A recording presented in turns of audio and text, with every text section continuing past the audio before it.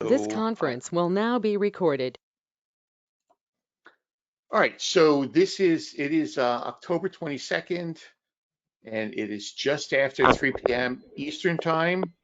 And this is the Panda Consulting Deep Dive. We're doing something a little bit different this month. And rather than having some technical workshop that we go through and review, we talked about it. And Nancy and I, Nancy von Meyer, Dr. Nancy von Meyer, sorry, I'm going to be Sorry. appropriate for a minute. Um, have known each other for a very long time. And we've been friends and we get involved in discussions sometimes because while we are both passionate about what we do, we come from different phases in different places, and we've got so much overlap, and we've known some of the same people our whole lives, and we love what we're doing. And Chris can tell you he's actually sit in on some of these, and we go over some amazing topics. And so Nancy and I were talking. It's like, well, maybe we ought to just let other people come in and listen to these discussions that we have. And so that's what this is. It's an experiment.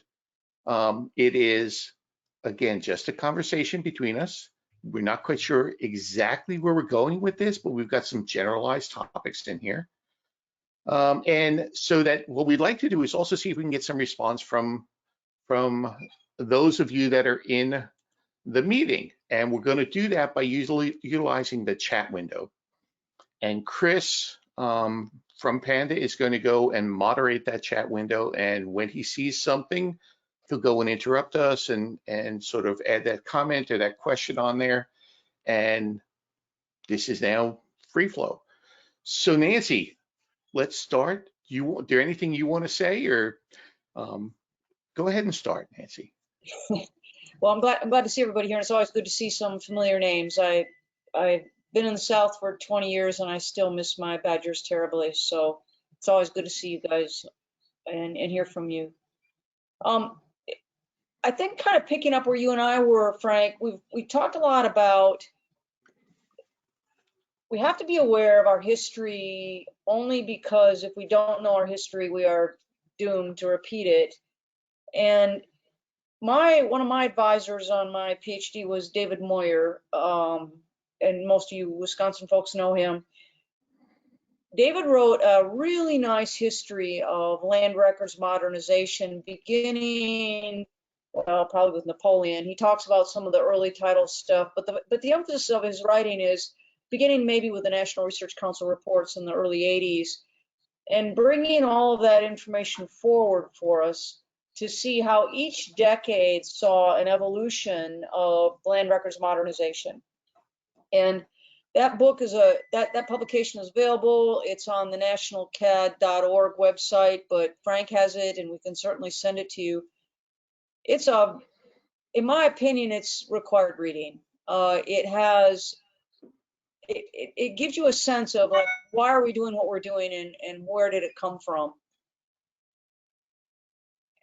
What I like about the work that David has done with this is that he's also a parcel guy. So he's really brought this forward from a parcels perspective, and some of the work that the Larson report in Wisconsin, some of the North Carolina work that was done, and some of the parcel identifier conferences that were held that talked about how do we identify parcels. So from a pure homework assignment, I would recommend that you take a look at that and at least skim it and get a sense of kind of where the decades are.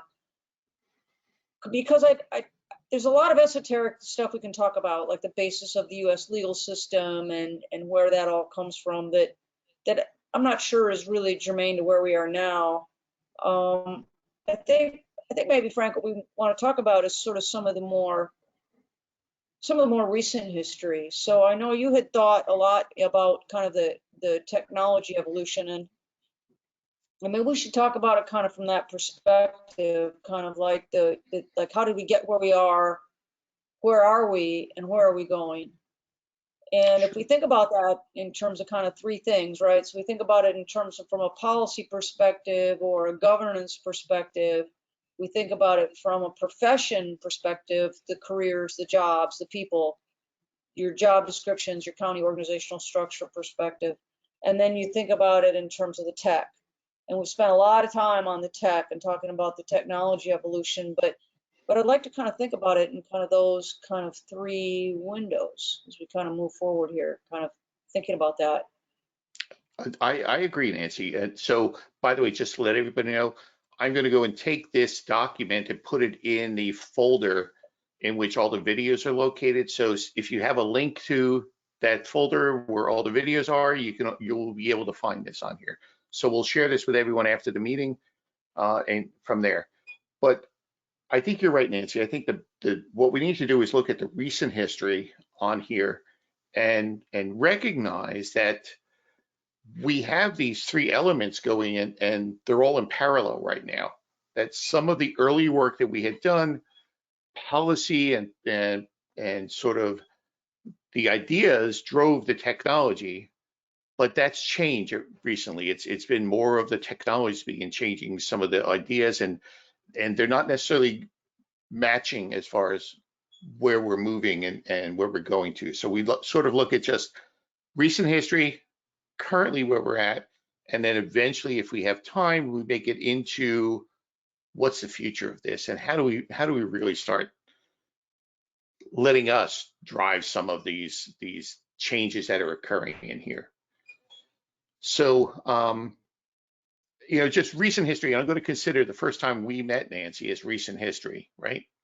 Okay. And the first time Nancy and I got together was back in, I believe it was 1985, with the Florida Base Mapping Advisory Committee, right? In which, at the University of Florida, we met there and we were talking about something that I'm seeing across the entire country, and that's the establishment of some standards as far as what is required for land records. What's the minimum that we should have in here? And it was that overall concept of having foundational layers, that those foundational layers, you should have those, whether or not those are operational, but at least something you should have. Those were the rectangular systems, the control points for them, the simultaneous conveyances, the conveyance divisions in there. That should be just a given. Anytime you go anywhere, that should be it. And then what we get into is the operational. And I think most of our focus here should be on what are those operational layers, the tax parcels, the individual elements that the individual assessor's offices really maintain, and how are you maintaining them, and what sort of techniques and procedures are you going through to maintain them. I think I'd like to go and drive it towards that, and not have to have a whole lot of discussion on the foundational layers, even though we know they control a lot of what we can do with those operational layers. Let's just sort of keep it as a given that we need those layers. If you don't have them now, you should have them, and you should put them in place. We spent a lot of time, we spent 20, 30 years just understanding why you need to have them and how you need to put them in place and how you need to integrate this information from other departments and other offices to at least assemble this information. But you need that information to be able to do land records on here. Okay. Go ahead, Nancy. So I was thinking about kind of to lend some clarity, kind of this institutional profession career kind of track of this sort of artificial taxonomy was sort of developed here. When I look at the landscape where we are now, I know we've had a lot of talk about the land surveyor versus the GIS professional versus the professional assessor versus the land conservationist, the roles of those various professions and how they interact and clash and harmonize with our land record systems. And I don't really want to go there. I mean, I think that's a topic for another time. There'll be dragons there, essentially. Let's just set that aside. We may come back to it, but let's set it aside. But what I look at right now from an institutional policy, and let's say that our target is the parcel map. Let's just say that that's our target, that we want to come up with a representation of parcel data. The question really is, what, from your institutional perspective, are you building? What parcel map are you building? Are you building a tax map that's a best representation of the ownership landscape and what component of that landscape is taxable that can then be tied to tax records? Are you building an ownership layer that you can attach ownership records to in addition to tax records, right? Or are you building kind of a measurement-based system where you're trying to measure, you're trying to manage the underlying control and measurements and evidence that lies underneath that? And I find that most of the conflicts and most of the issues that used to call it institutional psychotherapy, but most of the problems that arise in that is that the county government, city government, state government don't know what it is they're building, right? They have not taken the time to sit down and figure out what exactly are we building? What is the expectation of the product that we're building? So are we going to build a measurement-based system that has all of the evidence and monuments and adjoiners and all the information required to construct pre-survey information in order to have an evidence-based measurement system? Are we building kind of just a representation of the deeds, or are we really just building tax maps? And not just tax maps. I know they're very complicated, and I don't mean it that way, but what are we building? And as a result of what we build, right, what is the downstream implication? So you're very clear you're building a tax map. Well, the land conservationist comes in and wants to use it for farm planning, and you don't have all the land captured because not all the land is taxable, and the map gets misused. Or somebody wants to use it for highway right away and you don't have all highways on there, whatever. But that, I think, is the biggest disconnect that I see, is that we're just not clear on what product we're building. And if we're not really clear on what product we're building, then we're not really clear on what tech and what tools should be used to build and manipulate that product. Yeah, I completely agree, Nancy, in that one of the biggest problems I see when we go into an office is exactly that. There's not a whole lot of clarity as far as what's going on there.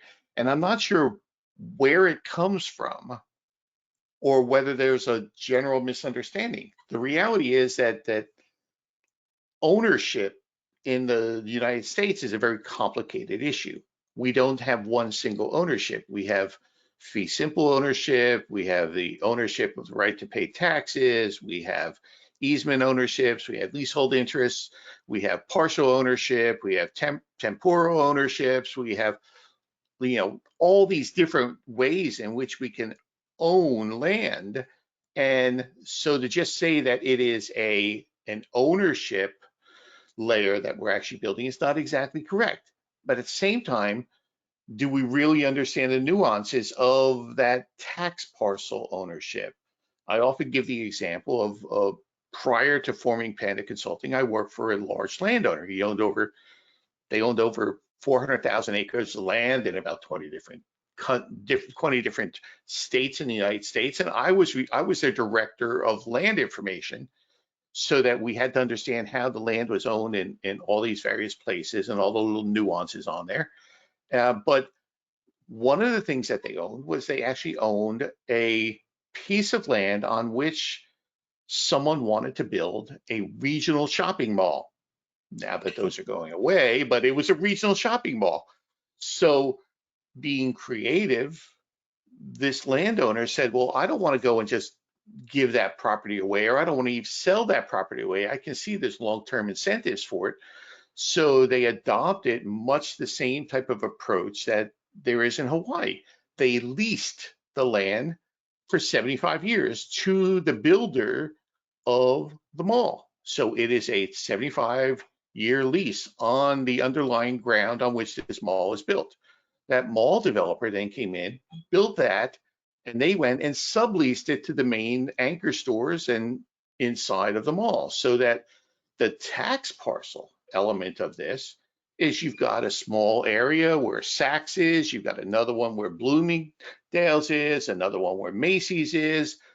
They don't own anything in there. it's all leasehold interest in the property. And even the large mall owner, they don't own anything. So it's really not an ownership interest, or it's not an ownership interest as most people think about it. It's not fee simple ownership where you've got most of the rights in there. It is something less than that. It is a taxable interest. And that's where, if once we recognize that the assessor's office, the lister's office, they really are just doing taxes. That's all they're doing. Then when that data gets used elsewhere, we can recognize the limitations on that data. And that's one of the problems. You're right. We need to understand what we're really building here, to go in there and figure it out. I mean, how are we going to do that? What's the evidence that we're going to use? You also brought up another really good point. What type of system or what information are we going to store regarding the geometry and the location of these parcels? What's defining those parcels? If we're thinking that it's the deed on there, are we actually capturing all of that deed? Are we capturing the document that was used to create that? Are we capturing the measurements that were stored on that deed? Or are we capturing the monuments that are called out on that? And when I talk about measurements versus monuments, it's the fact that the measurements are basically the meets in the courses, the bearings and distances. We're doing a pretty good job of doing that. But then you also have the monuments, where it's that what people call the secondary or the ancillary information. To a surveyor, that's the primary information, along the right of way to this intersection, all that's just dropping off. Nobody is capturing that. So that if you think that you're providing documentation for how this thing was captured, I think we're really not doing that yet. And we should evaluate whether it's really necessary for us to do it, or are we kidding ourselves in what we're really doing? Are we doing what we really should be doing on here? Nancy, go So ahead. that's kind of interesting, right? So I mean, you pick up with the work progress administration maps or the linens that were often digitized and created sort of that initial base parcel data. And maybe that data was done on pre-printed squares, and so the owners were roughed in almost like the plat maps. I don't know if they still make those, but those are wonderful. Each page was a township or something, and they had all the owners in there, and it was a sketch, right? It was a pre-printed square, and every section was square, and the ownership was divided. So then we came in and we digitized all that information, and we seamed it all together. So we had this continuous parcel map in whatever datum we had it in. And then we had some parcel splits that came in there, and we had measurements on the deed. And so we go, oh, here's the parcel. So let's measure down. Now we've got this, let's measure down 40 feet and do the split, or let's put a subdivision in here. And pretty soon we find that as we begin to put real measurements against that digitized linen, that things aren't fitting together. And sometimes, maybe historically, we would throw up our arms and go, oh my gosh, this is a disaster. These things don't fit together. And I'm going to show all these gaps and overlaps. Well, they're not really gaps and overlaps at all. The problem is that your original parcel map came from a pre-printed square, and then you put real measurements on top of it. And what you have is some sort of hybrid that we really don't have any clue as to what goes where anyway. And yet we're showing gaps and overlaps. And then, oh, I know, we'll make it better. We're going to put a least squares adjustment on it. So we're going to take all of the original distances on it from the original survey, which of course is typically in the PLSS states, it's 40 chains. Around here in the South, it could be any basis of measurement actually. But so now we're going to take all that, we're going to throw it into a least squares engine because we can, right? So let's go ahead and do a least squares on it. And then we're going to make these gross assumptions now about the accuracy of the product that we have. Well, what do we have? I mean, at the end of the day, what is it? Like, what are we looking at here? And So Nancy, let's stop there. The number of times I hear from the tax people, the property mappers, the tax mappers, well, the real problem here is that the deeds don't close. I've got all these deeds that have all these problems. It's like, well, really?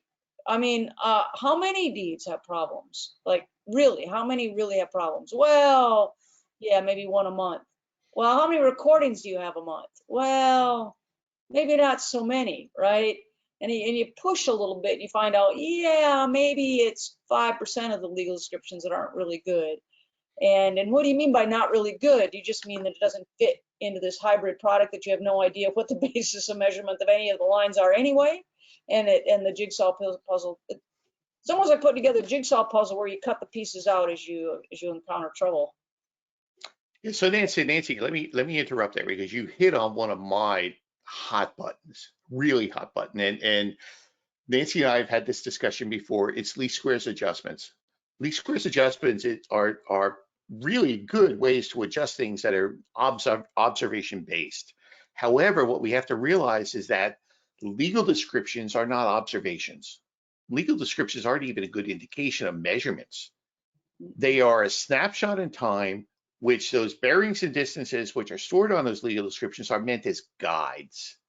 Guides so that someone can go and locate where the original monuments are, because what controls inside of an ownership parcel, whether it's tax ownership or any type of ownership, is the original monuments set by the original surveyors, so that you're constantly looking for where were those original monuments.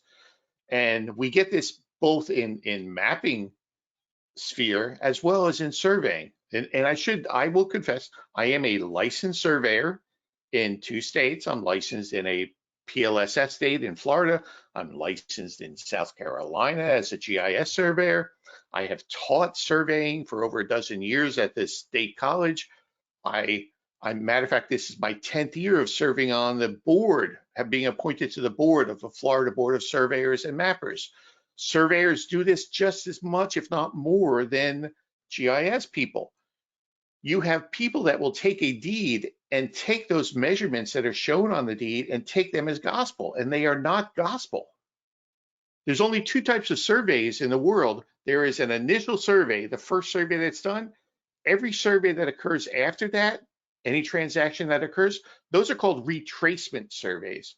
You are intended to go back and walk in the footsteps of the original surveyor. You're supposed to retrace them, not establish new corners. It's always about going back and finding those corners. So this concept that you take the deed and the measurements that are stored on the deed and utilize that even to do the mapping is really not correct. Nor is it correct to say that you take the measurements that may have been, some of them may have been performed yesterday, some of them may have been performed 150 years ago, and apply them to a least squares adjustment. They have no relationship to where the actual corners of these geometries are supposed to be. They just don't work that way. And it's a common misconception that you can do that. You do not apply a least squares adjustment to a parcel data that's based upon descriptions. Meets and bounds, yeah, you can do it within a single meets and bounds description. A simultaneous conveyance, yes, you can do a least squares adjustment because they are all of a single observation. Aliquot descriptions, no, you cannot go and do adjustments against that. You just can't use least squares for parcels. Thank you, Nancy. I'll be quiet for a while. All right. And I agree with you. And I think it's a really nifty tool, but I think it's kind of overused, right? Yeah, way overused. Way overused. Yeah. So to get back though, so what is it that the assessment offices should be doing? You know, what is it that they should be doing? Is it something different than what they're doing right now? Because they've got a lot of really good people in there who are very conscientious of what they're doing. I'm just not sure they're doing what they should be doing. Well, I mean, that's where I think the policy and the institutional, within your organization, the careers, the professions, the institutions within your organization come into play. And I would put the downstream use kind of in that policy bucket. That might be a little bit of a big bucket for policy, but I would put that stuff there. And I think it's a question of understanding within your organization. And I'm not saying you go hire a consultant and pay $1 billion for it. I think this is something you can do through a self-examination, is to understand what is the intent of the product you're producing and what is your customer's understanding of the product that you're producing. And of course, we all know the consumerization of location tech. It's all on your phone, right? Like anytime anything comes up, we get my county web map is on everybody's phone, right? I mean, you can, the number of times that comes up, I can't even imagine. It's used to validate identity. It's used to validate any number of things. So it has a lot of downstream uses, but I would say that that's all kind of the intent and the care that you use to produce the product and where your expected fitness for use is, and then the downstream uses of it, are they compatible? Does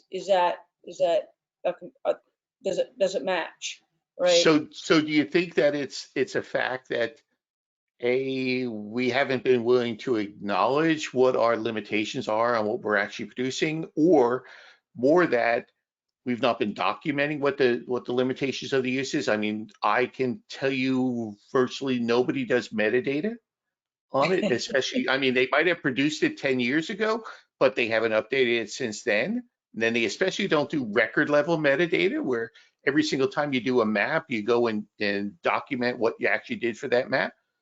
Or to build it further, is it in fact that we haven't educated those users of this data, that we haven't said there's limitations on what you can do with this thing, because it is the consumerization of this data that's driving a lot of this. People are expecting this to be something that maybe it isn't on here. Well, let's be realistic. It's the consumerization of it that funds it, right? So if you're in a county and people aren't using the parcel maps, and I don't know about other counties, but I know the COVID has struck the county budgets very hard here in the South, and they're looking to cut programs all the time because they have to balance their budget, right? So if you can't demonstrate that you have a product that's vital to the operation of the county and is used, you have to be vital. You have to be in the mainstream. You have to be in the critical path of all the decision making and the citizen use. So I don't want to pull out of that. I don't want to pull back from that. And I know that it's a pretty handy excuse, right? Like, well, the problem here is that my consumers don't understand what I'm producing, and that's the error. That I don't know. I don't know if people want to even hear that, right? I mean, I think that's really hard to do. I think it's hard to carry that forward. I think that probably what makes more sense is to provide the data in a way that it's very clear to people what the accuracy and completeness of the data are, so they can visualize it, just like they can visualize the parcels. They can visualize those components of your data that would impact their fitness for use. So I wouldn't mind seeing a heat map of accuracy as the initial overlay that you see when you open a parcel map on a web. So Right. And there's a heat map, and the heat map is the accuracy, or the heat map is survey data versus record data.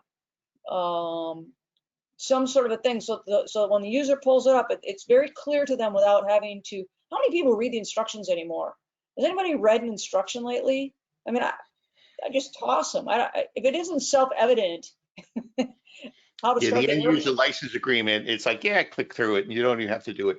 But you're right though, and it comes back to that same thing that we talked about, how 30 years ago we were talking about you have to have those foundational layers, but not just have them, you have to utilize them to go and develop more information, more knowledge for the end user of this, and recognize that it is being used by more than what we originally intended it to be. That yes. The other thing I think you have to do is you have to be honest about the quality of your data and how accurate it really is or how inaccurate it really is, and recognize that that's a function of resources and money and people and time to go and make it better. But without control points, you can't have good good federal land lines. Without good federal land lines, you can't have good ownership information on there. Right now, what's happening all too often is that they're utilizing aerials and using that as control and saying, well, if that line doesn't lie upon where I think my occupation is by where my fence is, then obviously that data is not any good, and I should start yelling at somebody. But that's not a great way to go and analyze this. It's something that we've put in place that maybe it isn't serving us nor serving the general public to help them understand what the limitations of use for this data is. So, I mean, I would see that people would use the least squares adjustment. I think the a priori adjustment is incredibly handy. It's incredibly handy for finding errors. It's incredibly handy for getting an assessment of kind of how accurate is the incoming data. So I might go through my data set first and ascertain where have I had, modern solid surveys with coordinate values and only one monument per section corner. The control is well known, and we all know that not all property corners are the same. Some property corners are used a lot. They're hubs. They're used to describe a lot of land, and so I want that one to be very accurate. That's sort of some analysis of your internal data, but you'd kind of use that as a workflow to kind of analyze it, and then you would insert that into your data set in some way, and then you would update some sort of characteristic of your data that would talk about some measure of completeness, some measure of accuracy or relative accuracy. And then I would publish that with I would update my heat map to indicate that this area is pretty well known. This area is pretty good. Downtown St. Croix is really good. The rural area, not so much. I'm not implying that the St. Croix data is not good, but I'm just saying that would be an example, right? That you would have different areas of a terrain of accuracy, just like you'd have a physical terrain. And then but that doesn't can that drive speak? dollars. That can drive dollars, right? So then you can take that to your county executive and you can say, look, there's a development trend out here, and our map tells us that the data is relatively, it's not as complete here as it is here, and it's not as well represented here, and we need resources to bring this area up to par with this area. And I think it could be used to kind of drive funding if we had a policy that we kind of did it that way. But doesn't that also still get back to the same thing, that we need to do several things? We need to be able to honestly analyze our data against these controls and figure out where our data is. And we need to document it. We need to have metadata on there so that somebody can understand where is our data good, where is it not good, because not everybody's data is good, nor is it all bad. I think people have done a great job with the resources that are available at the time, but we have to recognize that it's all not great. It has areas for improvement along the line, not just in spatial accuracy, but also attribution and such. But we'll get into that later. I think you're right, and I think that if we do it honestly, we can drive sort of those proposals and those funding mechanisms to help us make it better, because people are relying upon this more and more as we're going, as you're using it more. And if you go further with the symbology, so I agree. I mean, people get this stuff on their. This just happened to me this last week. Somebody grabbed a parcel map from the county, and they're out there, and the phones now have LiDAR on them, for crying out loud. And they're out there. They can take a picture, and you can use augmented reality and see the tax parcel lines with the image. I can stand there and hold my phone, and I can see where the county tax parcel is with the image I'm just looking at, and I can augment reality with the lines. And they go, oh, we'll put the fence here. Well, what if we knew that was a use that's coming up, and what if we said in those areas the lines got thicker, so that when you pulled up the augmented reality, it looked more like a fuzzy thing rather than a nice sharp red line. Like a brick wall. Is there some way we could do that to kind of prevent people from harming themselves? But you can be careful with this parcel map. You could get hurt, right? So some way to prevent them from using it as a sharp object. Right. I don't know what the tech is there. I don't know what's involved in that. Don't ask me to design it. I can picture in my mind what I'd want it to look like, but I couldn't build it. But somebody can, but it wouldn't be me. And I think that we even have much of that tech already existing, in that we can go but the start is, again, analyzing what we really have. How accurate is it really? Once we have that and we can store that as not just metadata, but as attribution, then we can go and utilize that for the symbology to be able to represent, this is where it's good, this is where it's not good. And while there's been some attempts previously to go and do that, I don't think there's a real push to integrate that into our systems. I think we're still willing to get away with whatever we can, to make sure that we comply with the rules and regulations that are put in place at the moment. I Well, would like for us to see it to get better. and Go you ahead. know that brings up the other issue, right? So I like it. I mean, this is my personal opinion, a little bubble offside, personal opinion. I think the the county people, and I'm just going to call them my county state people, should be driving the tech. I don't think that tech should be dictating what the parcel mapper, my county people are doing. At one point in time, the public sector led the way by saying, this is what we need to do our job, and then tech came and filled in what we needed. It makes me a little nervous when the tech is saying, this is where we're going to go, and my county, and I call you all mine, I'm old enough I can do that, you're all mine. But when my county people and my parcel people are like, well, I don't know if I need that. I don't know if I need a least squares adjustment engine. I might need a symbology engine. I might need a quality checking engine. I might need a document character recognition. I don't know. I mean, I like it when the public sector people that are actually doing the product have the initiative, and the tech is serving that, rather than the tech going out here and us running along behind trying to keep up. I agree. And they don't have enough resources. There's not enough resources in the public sector to be chasing technology. There just is not. Nobody has enough time. Nobody has enough dollars to do that. You're all way too busy just keeping the people knocking on the door at bay. I agree. And if in fact it does appear that you have enough time to be able to go and provide some leadership roles in there, what happens is the next fiscal year, they say, well, you've had too much time on your hands, so let's reduce the number of resources that are available to you. And that just doesn't work out. We need to recognize that this information is critical to the overall success of the economy, to the general public safety, to everything that goes on now. This is now critical information for everybody, and we need to start treating it that way. It's not, secondary information or ancillary information anymore. It's not just one department. The entire society is running on this now.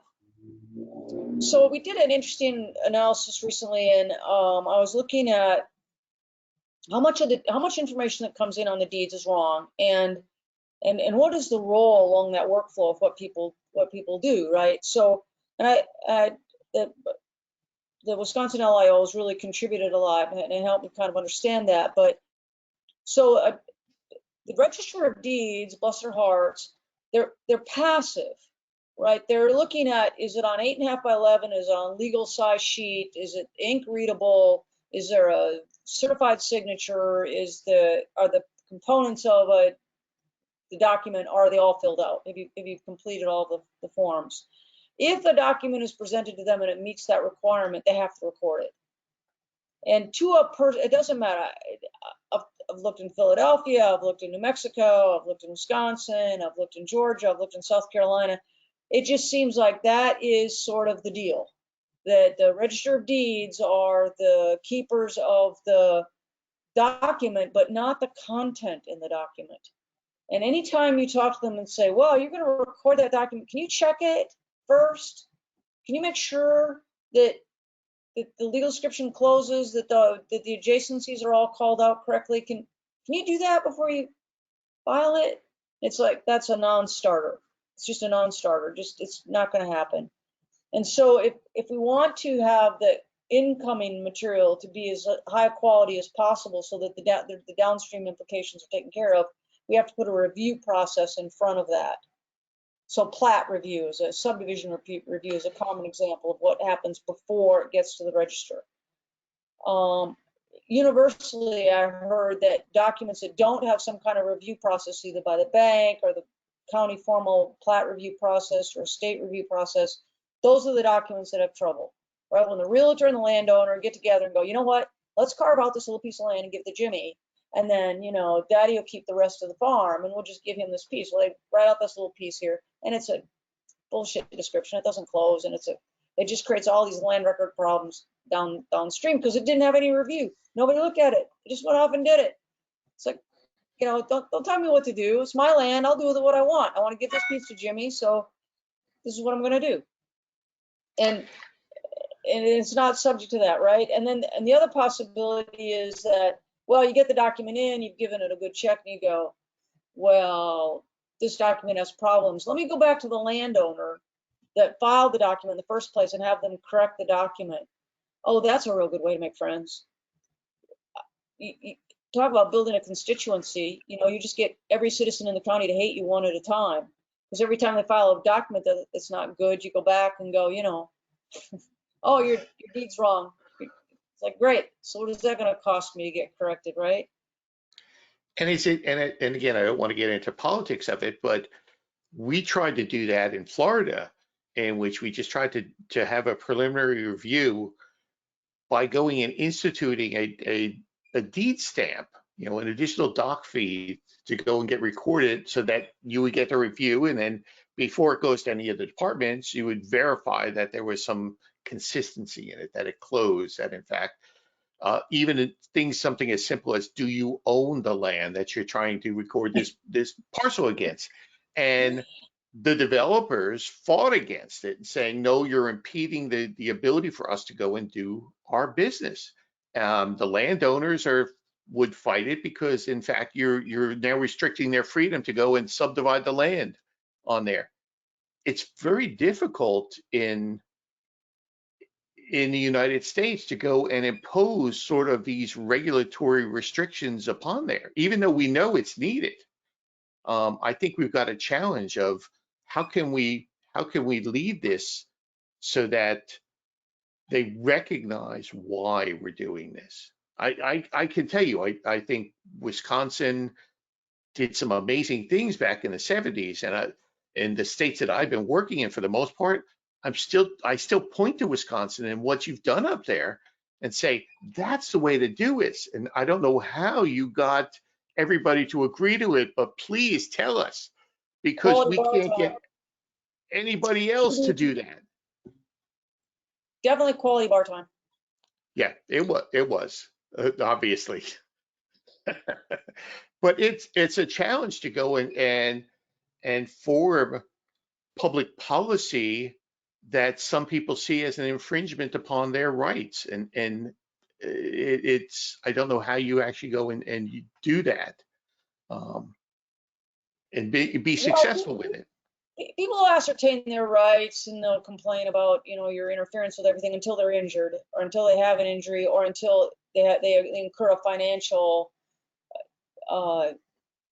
something happens to them. Now it's personal, right? So then once it Right. becomes personal, it's like, why isn't the county regulating that? Because my neighbor cut down my apple tree and it's because on the county tax map it was shown as that. And it's like, well, you know, your land description indicated that the apple tree might be on his land and maybe you should have gotten a survey before you did that.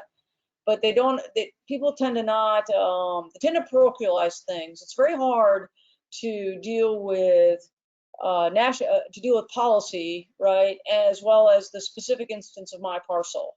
So it's a very difficult thing.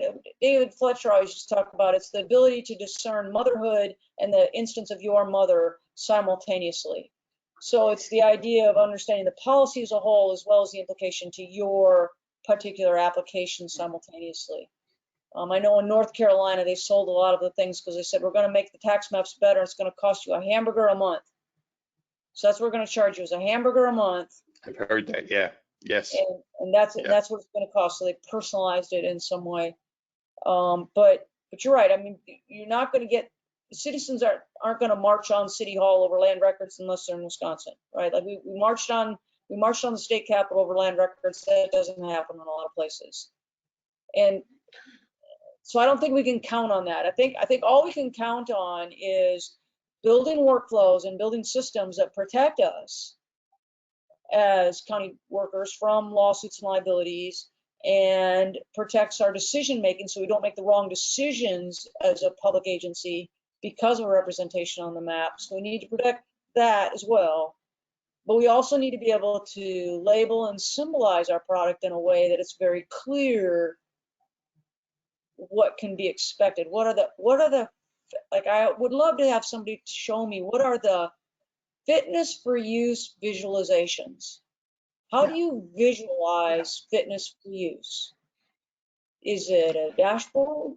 Is it a chloropleth map? Is it a heat map? Is it line width? Is it color? I mean, shades of gray. How can we as a community do that? I know we can. We just need to figure it out, right? So, But I know running Florinda, is just not the answer. I agree. So Florinda, I'm looking at the chat window here. Florinda just asked a very relevant question on here because we were talking about how do you drive public policy on this. And you and I both have had some experience, and there's a difference between recordation states and non-recordation states as it relates to surveys. All right. You live in a state that requires that every single deed, every single transaction have a survey attached to it and put on the public records. All right. So at least you increase the quality of the work that's being recorded and put into public records. Not every state does that. Florida, the other state in which I'm licensed, no, that's all a private transaction between the surveyor and his client, and that is privileged information, and it does not get on the public records. Have you had much experience, or have you thought about the difference between the quality of data within the recordation states versus non-recordation states? Have you thought about that at all, or have you seen any difference there? No, I haven't given that much thought. No, I have not given that much thought.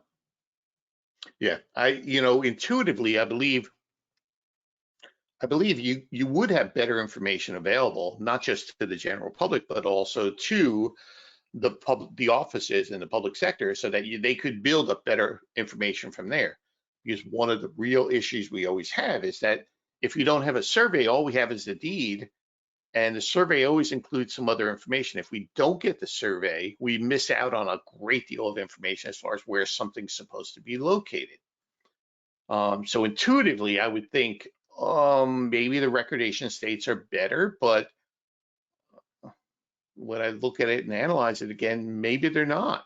I don't know. I Well, think that's the potential for them to be better is certainly there, but my issue is that a lot of land surveys are done on a project by project basis. They're not done on a continuous basis, right? So yeah. My neighbor gets his parcel surveyed, and I understand it's a cost issue and a resource allocation issue, but the whole subdivision doesn't get remeasured, just that one project. So now does that resurveyed parcel now fit in with the rest of the community around it? Likely not. And so that piecing of things together kind of becomes a problem, right? It does. It becomes very problematic in doing it because you have inconsistencies in qualities. I can tell you that on the board of surveyors, we see those surveyors that cannot do a good quality survey, and they are constantly coming up. And I can tell you that in about 90% of the cases is because these surveyors did not learn how to actually locate correctly where things are. They don't go and find the monumentation for the entire block, and they'll just measure out and say, oh, this is supposed to be 4 feet down from the intersection, or 4 lots down from the intersection, and the field crew measures 3 lots down and they survey the wrong parcel.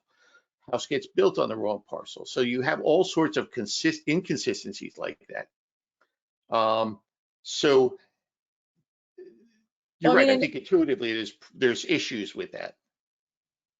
so this whole concept of kind of this workflow thing, I think Tom's right. I mean, Tom Fisher. I mean, it's the conveyance standards. It's it's the workflow from beginning to end, right? The Right. requirement from beginning to end, and it's a big bite to bite that off in one shot. And I think that's where understanding what it is you're mapping, being able to symbolize and present to people the impact of that, the outcome of that, the expectation of that, and then being able to say, and if we were able to do this, then this map would change like this.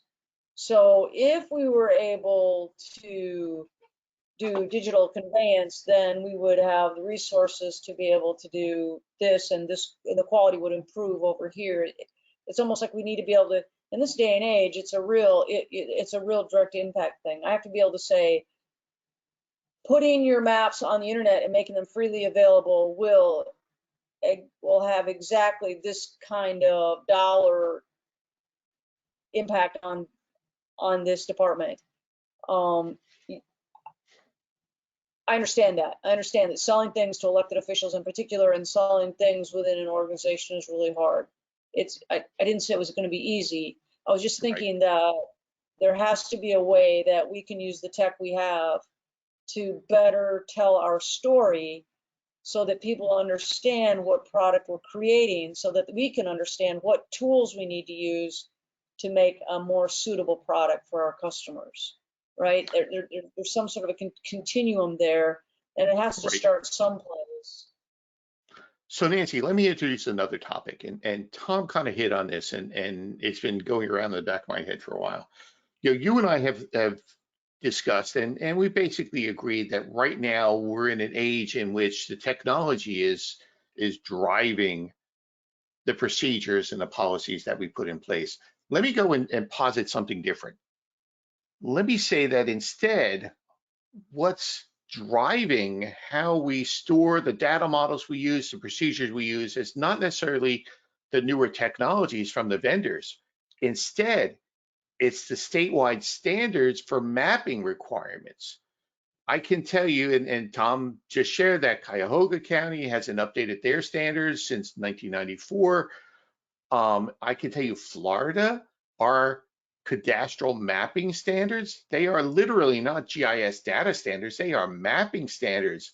The name on the map has to be this high and it has to be this type of a width.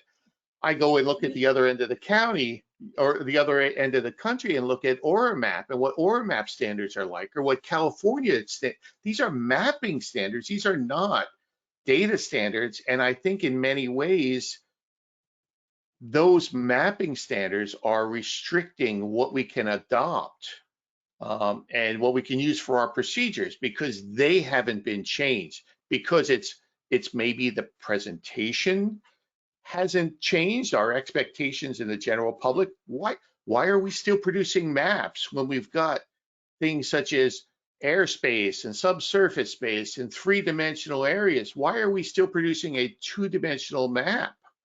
Shouldn't we move beyond this, and shouldn't we have some sort of focus on updating these map standards throughout the United States? I know that we're just finishing up a project in New Mexico, and it's to do just that. It was to update their parcel mapping standards, and we ended up with essentially a parcel data standard rather than a mapping standard that gave people guidance in terms of what kind of attribute, what are the principles, right? Like that, the principle is to establish a unique identifier for every polygon. We even set up some basic principles, like if a tax district, i.e. a county or city boundary, crosses an ownership parcel, that will create two tax parcels. That wasn't codified in the manual. And then, coupled with that was the principle that you can't default on half of an ownership parcel. If your ownership parcel crosses a city boundary and you default on city taxes, it doesn't create an illegal parcel. You Right. default on part, you default on all. And then setting up some principles for what data is to be captured. We didn't describe to them how to create those polygons. We just described to them what to collect, what information to collect, and then to annually transmit that to the state for the purposes of creating a statewide parcel map. And that's just coming into fruition. And it was probably 20 years out of date when we started, right? So there's been a real shift. And you're right, bringing people along when there's a shift, you get a lot of yabbits. Yeah, but when we do that, it Yeah. does this. Yeah. Yeah, but yeah, but and that's hard. I mean, you just got to fight through the yabbits. And Yeah, go ahead. I remember just last year, I was asked to go and review some of the IAAO standards, and I looked at them, and I'm going through them, and it's like 15 years old, what they were doing and how they were talking about GIS data, even not just mapping standards, and I'm wondering, is that sort of an impediment for making progress? Because we can't keep having standards that are out of date hold us back from recognizing what we really should be doing here. Well, and yeah, and I'd be surprised if they're 15 years out of date. They might be closer to 30, but I think you're Yeah. right. And I don't know how many states call out the IAAO spec as their spec. I think that's, I don't know how many states rely on the IAAO spec, but certainly that would be a role of an association, right? So you would have an IAAO data spec, perhaps, that could be used Yep. as a model, right, for a state to adopt. And I think organizations like ERISA have a role in that. I think organizations like PRIA have a role in that. To jointly come up with, from a land records perspective, here are the components: the document component from PRIA, the mapping component and publication presentation component from ERISA, and the construction and content from IAAO to support the real estate tax system. And there's and probably the land conservationists, because I think they're also a big user of the data. And then it would, if there was a consortium and they said these are the good qualities of a spec that then states could then adopt, I think that would be helpful. It would be very helpful, I think. I think you are too. I think that maybe we need to see if there's a way that we can have these updates and refreshes happen more often than what they're being driven up by right now, because they are being used as models when they are being looked at again. I just suspect that all too often these models, these outdated models of publication, are also one of the impediments for us. Again, I think it's also this misunderstanding of what the assessor's office really is doing. You get back to the same thing. What is it we're doing? What is the fitness for usage on this data? How do we go and explain that to people? How do we go and demonstrate to people what these things are and what you can use them for and what you should not be using them for? I think that's one of the biggest problems we have in here. Never mind, how do we push it further into the future? But don't you think I think as a constituent group, I mean, I think about the Register of Deeds, the assessors and the land surveyors and ERISA organizations as sort of the professional leaders there. But then in terms of your key constituencies, I'm thinking of like realtors, that you're going to have to bring the realtors on board, right? They have big lobby dollars. You're going to have to bring them on board. They're going to have to go, yeah, these are good, right? Yeah, if every county adopted these, would be in a good space, Right. And then you can drive funding sources through places like Zillow and MLS and all those kinds of things. So I can picture in my mind how something like that might flow, but I think we have to have our act together before we start down that road, right? I mean, I think we as a parcel mapping community have to have our act together so we know what to ask for. We know what we're doing. I mean, you don't want to go into one of those things and not have any idea, right? I mean, that could be a disaster, right? Exactly. So it's about 4 o'clock, so we got about a half hour left in this session. We haven't talked about data models. We haven't talked about any of the things that we were actually looking at, what professions should be involved in this. Um, you know, we've talked about the importance and why it's important for us to have good, accurate land records on here. We've talked a little bit about adjustments and such. Where should we go from here? One of the things that, when we were talking about this beforehand, what impact is COVID having on land records, if any? Um,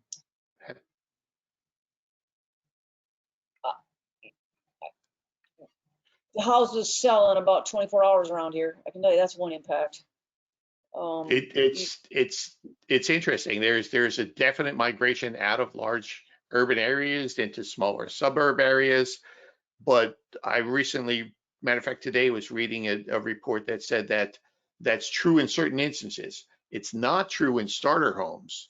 Starter homes, there's only been about a 4% increase in the price of the homes, but in homes from about $400,000 up, into the $1 million homes, that's where the real push has been. So I think it's dependent upon what portions of the real estate sector you're talking about as far as what impact COVID has had. But I'm thinking more back to where we are with land records. I can tell you from an organizational standpoint, going out and interacting with our clients, more and more of them are working from home. They're working remotely. And so what impact are we going to have long term on this remote working staffing requirement? Do they still going to have access to resources that they need? Are they're now mapping on platforms which are much smaller than what they have in the offices? Are they still getting all the information they need? Is all of that, is there an impact on there, and it's going to be a long-term impact or not? Well, there's one of the unintentional consequences I thought was intriguing is that in North Carolina they had a requirement that somehow tied to a local, I call it the Local Employment Act. So you had to have an attorney that practiced locally, engaged in the transaction in some way, and they had to physically be involved in the transaction, either to sign a deed or certify something or do some kind of a title search. And it was really the, keep the attorneys around the courthouse employed kind of act. Well, as soon as the COVID thing came in, several counties went to 0 transactions for an entire month. There were no land transactions because the courthouse was closed and you couldn't physically get into the courthouse to exercise that component of the statute. So they immediately realized, it's like, oh, wait, we're going to have to employ digital signatures, at least for the duration of this, so that things can be done remotely. And it was really an accelerator, kind of the, transporter from the 1950s to the 2020. It's like, oh, that old approach isn't going to work. It's forcing us to the cloud. It's forcing us to some digital techniques, and that's good. In my opinion, that's a positive, right? I think it's good that we can use it as a forcing function to automate things, but I don't want to just automate what we did before. I want to use it as an opportunity to modernize the workflow, to modernize the policy, to modernize the approach, and to gain a better understanding of the implications of that modernization on our output product, right? So I think that from a workforce perspective, I think that's definitely a COVID outcome. Yeah, I agree. I agree. So let's bring it back a little bit. Let's bring it back to our discussion about, and I know you're doing some updates to the land records book, and I can't wait to see some of those, by the way. I can't either. So one of the things we've been talking about is this whole procedure, this whole process of taking a deed, a record of transaction, taking that deed and extracting the information that you need, scrubbing the information off of that deed, going and translating that into something that is mappable, and then figuring out how it all fits in there. and you and I have thrown around different terms as far as what type of action, what type of mapping that is. And I know you've used spaghetti mapping and what was it, also interpretive mapping. I tend to call it forensic mapping, where it's always about doing the research to find out what came beforehand. But let's see, can we have a discussion about that a little bit more? I'll let you go ahead and start.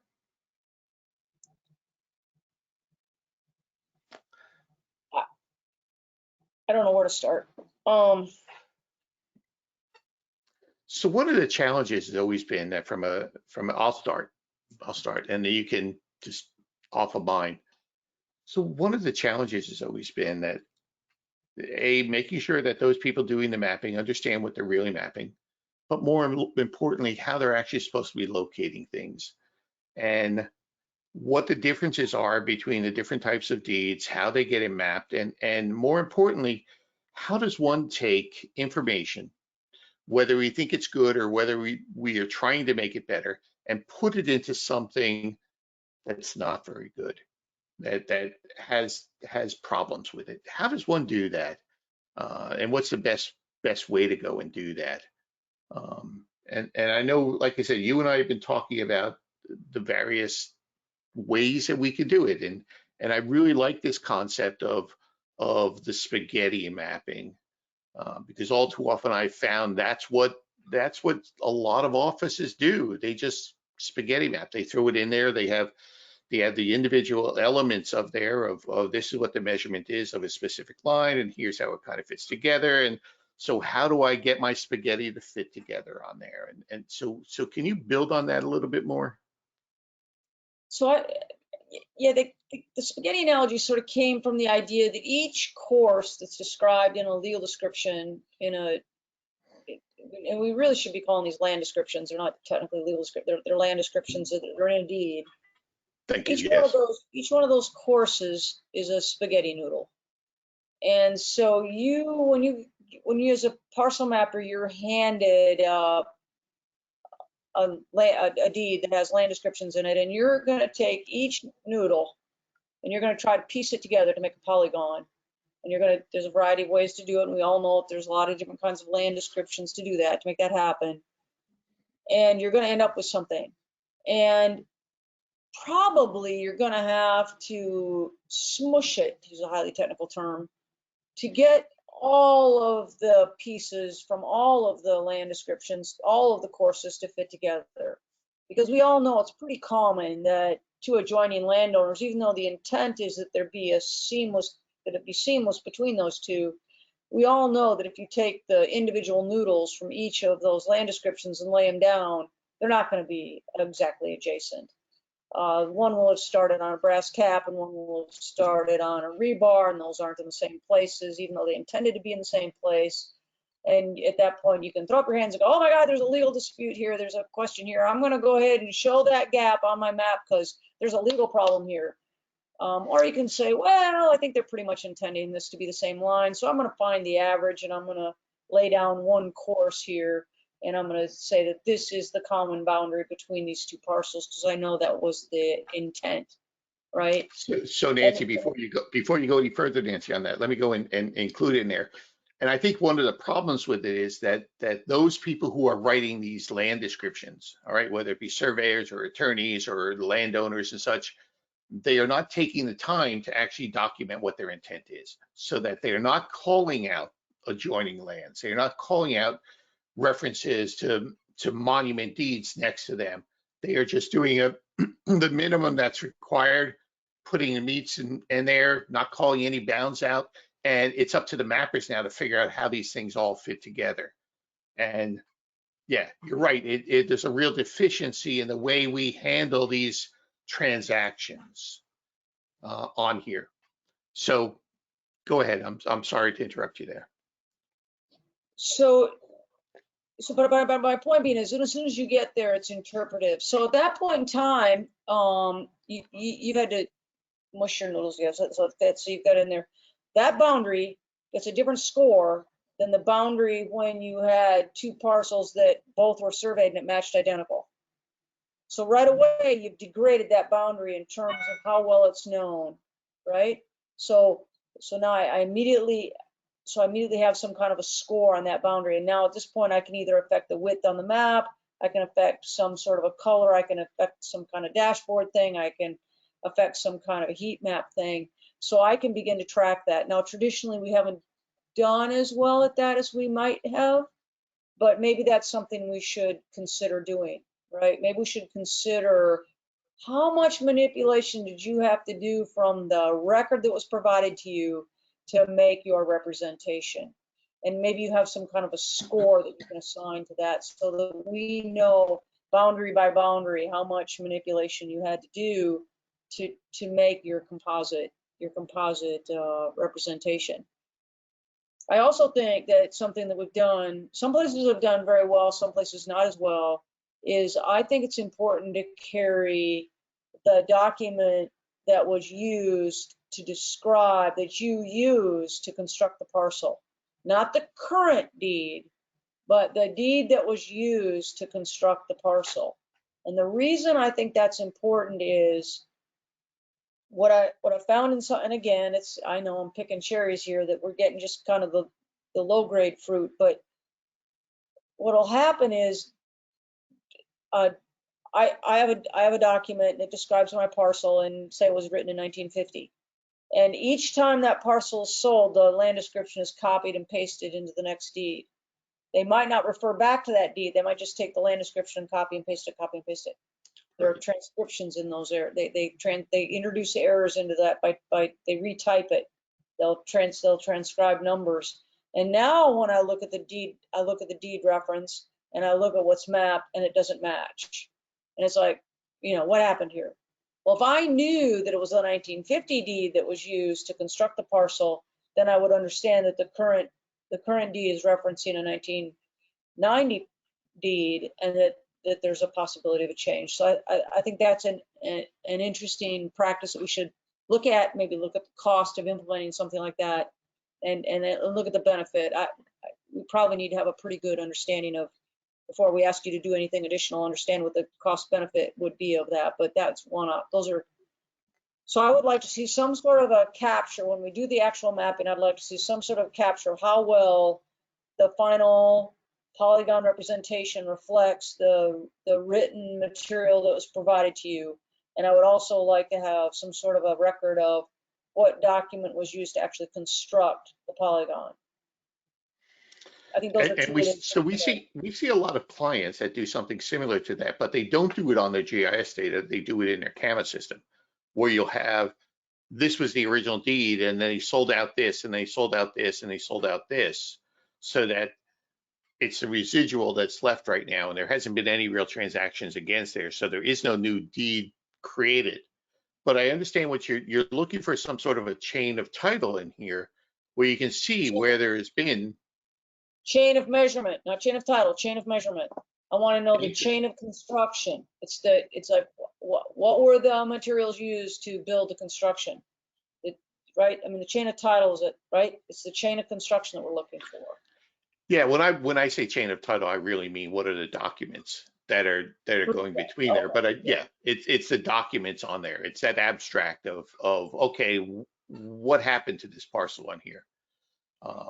So again, once I construct the parcel, if the Register of Deeds wants to attach mortgages and satisfactions and liens and UCC and list pendants against that, they can do that all day long, and they will have a big long list of the chain of things. I looked up a parcel the other day that had 42 pages of liens against it, right? And so that they can do that all they want to. What I'm trying to get at is on the spatial representation side, what is the chain of your reference that was used to construct that polygon? And yeah, I know that the tax listers keep the chain of conveyance, and they do that. I mean, they have to, because that's, if the taxes go bad, they have to know the kind of the history of where it came from. I get that. Right. And they need to know the sale price and when the last time it sold, and and if it was an arm length sale and all that, right? But on our side, on the mapper side, I think we need to know which is the source document that we use to actually do the mapping, right? There's an interesting question going on in the chat window. So we have been talking about transactions that have some sort of written deed of conveyance. But what happens with all of those transactions or changes in land ownership that are not the result of any sort of deed of conveyance, but rather they are a regulation change? Maybe in fact you see an abandonment or a vacation of a right of way, and how does that get documented and Those are such? going to be documented. Those are going to be documented. I mean, counties they don't do condemnation. They don't do that stuff without stuff in writing. I mean, corporate counsel would not let you handshake a condemnation. That's not going to happen. And if it's not written, sayonara. Sorry, Yeah, you don't record it. yeah. I don't know about it. That's your tough luck. That's the way I feel about it. It's like you either record it so I know about it, and if you want to do a private land transaction deal, if it goes bad, you're on your own, buddy. That's a civil case. You have to go figure that out. But It's the race to the courthouse, right? You had two deeds. That's a classic example. You get two deeds. Both of them are unrecorded. It's whoever files it first and gets it recorded. That's the one that has all the importance on it. It's the race to the courthouse. yeah, there's race states and notice states, right? And it depends on what. But if we know what was sometimes it's probate documents, as I've learned recently, that actually are the source material, not in some counties the probate documents are recorded with Register of Deeds, and in some counties they're not. In the city of Philadelphia, there was an interesting development. The county council would condemn property and take it, and it's recorded and it's written, and it was in the council notes, but it was never filed with the Register of Deeds. And so they're going along on the tax, tax. County council's over here, clerk of court, the county clerk, actually it's not clerk of court, it's county clerk, has a written record of all that stuff. Well, there was no requirement that the county clerk record in this case, record the notes at the Register of Deeds if a land transaction was involved. And so we ended up with 4,000 parcels that were still getting delinquent tax notices. And they kept sending them out. Nothing would come back. They were owned by the city because the county, the city of Philadelphia took possession of those and never got it in. And so it never got into the chain of title. So the mappers never knew about it. So the tax office never knew about it. And, in one fell swoop, we just took all the city of Philadelphia owned properties off the delinquent tax rolls, saved them a lot of trouble, right? Nothing like taking 4,000 properties off the tax roll. It's interesting because we've been working with a client here for several years now down here in South Florida. They're a large drainage district, and most of their original title came from a chancery case ruling in which the court went and said that in order to go and satisfy their requirement that they go and provide drainage services, that all of these lands have X number of acres, not feet, not width, but acres taken all off of them. And they literally had hundreds of pages of just parcels. And these are all sectional breakdowns. These are allocate parcels. And they say, okay, that this parcel here has 0.25 acres out of it, and this parcel here has 0.41 acres out of it, and that was the beginning of their deeds. And this district has been in place now for 125 years, and there were tens of thousands of these parcels that suddenly went from private ownership into this ownership of this quasi-judicial, agency. And so it's a very interesting case, again, how transactions, both written and unwritten conveyances of real interest occurs here in the U.S. It's a fascinating topic as far as land interest, not necessarily just land records, but land interests on here. So there's a couple of topics that are in the chat that I just wanted to get some clarification on. So Matt posted that any conveyance containing a vacation, it looks like, is construed to convey to the grantee all portions of the vacated streets and alleys. Is that only for formal vacations? Like, what about an accidental vacation? Or, I mean, do you formally vacate when a new subdivision comes on top? Is that sort of the intention? So does a new subdivision plat that overlies an existing land by inference create a vacation? And the reason I ask that is because in my hometown, large metropolis of Pendleton, South Carolina, we recently had a property that went for tax sale, and there was a new conveyance that came over, but there was a street that the town owned underneath that, and because there wasn't the formal vacation of that street, the subdivision plat did not imply that vacation.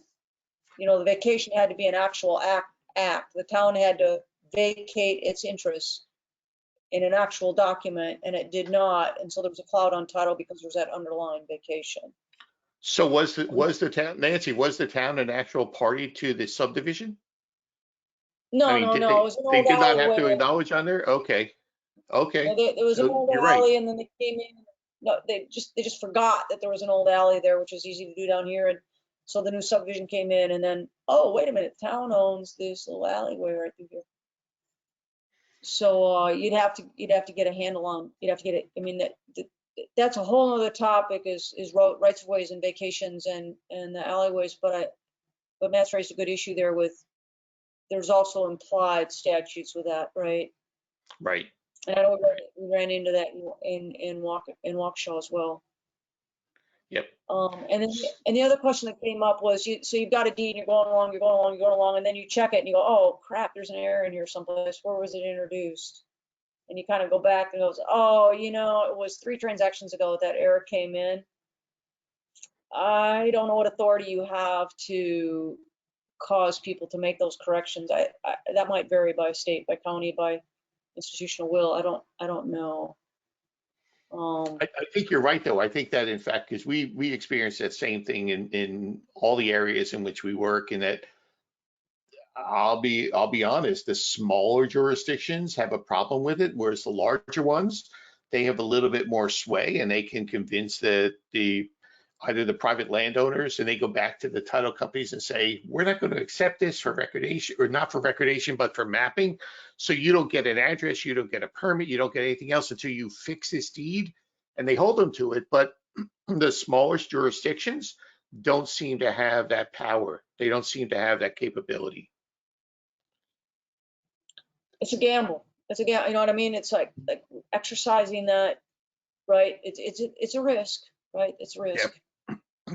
Yeah. So that, I mean, we're coming up, we got about 8 minutes left in this. I actually like doing this, and I've enjoyed doing this. And we didn't even get into data models or what we're going to do in the future, or whether it's right or not right, and such. And My only statement on data models is that, honestly, I still firmly believe that the original cadastral standard that was written, from which the parcel fabric evolved and a lot of other things evolved, the infrastructure model evolved as well. I think it did a good job of documenting the relationship. And I think that the benefit of a data model that's very robust is to help you understand the relationships between control points and monuments, between boundaries and monuments, between adjoiners and property. I think it's useful from that perspective. But every single time I've walked down this plank, you have 2 things. One is people go, we need a better data model. We need more stuff because this doesn't cover everything. And an equal number of people say, this is too many notes. It's too big. Way too much stuff in here. We got to simplify it. So you're always battling between, I need more stuff. It's too much stuff. And so I like to focus instead on the functionality. So what is the intent of what it is you're trying to do? Are you trying to make an interpreted map and then capture your known areas of interpretation and ways where places where you can quantify the completeness or the accuracy or the fitness for use? Are you doing that? We call that are you doing notification or proactive? Right? Am I proactively chasing the measurements, or am I taking what I have and giving people notice of what it is I have? So that's sort of the 2 different systems. And and so I think it's just very important for people to understand what their intent is, what their expectation is, what the downstream users are, and then I think we just need to work together to figure out some good standard visualization. This would be a great opportunity for standards, where we come up with some consistent visualization methods, so that if I'm in Wood County, I see a visualization, and if I go to Atlanta, Georgia, when I see that visualization, I know what it is because it's the same, right? Yeah. We can Yeah. start to build that national consistency on some sort of fitness for use, accuracy, completeness visualization. And I think you're right that the data models that have been out there for a while, the conceptual data models are full enough. They've got everything we need in there. The problem is we've never been able to go and integrate that into a physical model where we can actually be able to go and articulate what is it really that we're doing here. Is this fee simple ownership? Is this tax obligation? Are these easements? Are these leasehold interests? Are these partial ownerships? Or I mean, we've always been lax in doing that. But the conceptual models actually included that in there. It was just we've not integrated that into these physical models that we work with on here at all. But you're right. I also love the concept of this evidence model. We've got to have something in here of talk about not just the measurements, but what's the evidence, what's the monumentation that's being utilized in here, what's controlling on this. From a survey standpoint, that's exactly what we need. We haven't really talked about surveyors and other professionals involved in this. I can tell you one of the good things that I'm seeing, and some of this was even before COVID, was that we're seeing licensed land surveyors getting hired by the assessor's offices and integrating into the mapping profession. They are that domain knowledge is getting placed inside these offices, and they are doing a great job of beginning to upgrade the quality of their maps. I think that's one of the ways in which you eventually see surveyors as a whole participating in this process. You and I are still skeptical about whether private surveyors are going to be able to go and make that leap. That's a whole nother discussion. And I think but I see good things happening on that front. Yep. And Well, I mean, so and I see some of this in here that Thomas is saying. You gotta be careful about that too, though. I mean, you certainly don't want to put the person with the least amount of knowledge in charge. And I'm not implying that as a licensed land surveyor, I don't mean that they are the least amount of information, but you certainly don't want, just as when you run an IT department, it would be useful if people understood databases and some level of programming and networking, right? I mean, we want to be a little bit careful that the role, as we bring professions in, what is their role and what is our expectation of what they're going to do? Because as a GIS community, we cannot afford to let the train stop while everybody catches up. We can't say, oh, okay, no more parcel mapping until we get every parcel in the county surveyed. Right. That's That's not what I'm talking about. I'm talking about surveyors actually being hired by them and embedding in and contributing into the discussion about how do you map certain things and such. We actually have several counties here in Florida where the surveyors are actually the county assessors. They've gone and they've expanded their domain knowledge, and they are now the assessors in these counties.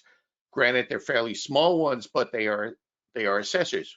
Again, we also have others where land surveyors are now embedded in there, and they are either chief, the chief of mapping, or they're not making all the assessment and appraisal, but they are helping with the mapping more and more. And we've been trying for 30 years to get some of that knowledge and some of that expertise on a small level so that they can understand what it's like to do it on a much larger scale on here. So I see I mean, I things agree with happening. that. I agree with that. I think community integration is essential, right? I think it's important, and I will brag on my Badgers. I mean, I think they've done a great job of bringing. I mean, I remember a lot of WLA meetings that had a lot of land surveyors, and I mean, it was a healthy mix of disciplines. And yeah, absolutely, we need everyone's help. Right. We need everyone's help, and we need to make Right, this work. exactly. We need everyone's help. We need everyone's help. I, We need everyone's I help. do. I do. Um, So so, Nancy, I want to finish this up real fast. Okay. okay. Just tell you some of the comments that are going on. And Chris, can you just sort of summarize them real fast while Nancy and I stop talking for a minute? I can Yeah. see these things flashing by. Go ahead. So in the broadest stroke, everyone wants more of this. And I was saying that this could easily be a part one of a longer series of conversations, if that's something that you guys would want to do, and if people were interested in it. What do you think about that? Sounds like fun to me. I Yeah, always like to talk. I'm here every month anyway, so it doesn't matter. But I would love to have Nancy here. I think we can explore a whole lot more, and I think we can expand this even more if we can get other, other subject matter experts get in here and get involved in this, because I think this is a good discussion that we need to have. I also would love to just have Nancy here by myself, and we can talk about this. Nancy and I can get into some pretty esoteric topics, and we sort of have to reel ourselves in once in a while. But so I can tell you this, I'm not going to ask Nancy to do it next month because we don't have a deep dive next month. It's Thanksgiving. And I don't care whether we're not going to be able to get the family together, but we're not going to get this group together on Thanksgiving. So the next deep dive is going to be December. Maybe as a Christmas present, we can get her to go and cajole her and get her to join us on that. We'll leave that up in the air. But first of all, Nancy, thank you so much. Thank you for Thank you. participating in this. I think we're going to find this is one of the most downloaded sessions that we've had on the deep dive, and I think more people love this than any other. So what we're going to do now is we're going to go and stop the recording, and we're going to transition into what we call just office hours. All right, where Before we stop recording, Frank, just thank you everyone for participating. I look forward to reviewing the comments. I think Chris will capture those for us. If we were not able to address it and it's something we can, we'll certainly follow up. But thank you all for the recharge. It's good to see you all. Yeah. Thank you for taking the time to do this. So we're going to stop the recording. All right, I will stop the. Thanks for attending, and we hope you enjoyed this workshop. If you have questions, would like some more details about anything we discussed during this workshop, or if you or anyone at your organization would like information about training, support, or ways in which we can help you with your GIS needs, please contact me at frank@pandaconsulting.com or call me at 561-691-3277, and we can discuss how we can help you with your needs.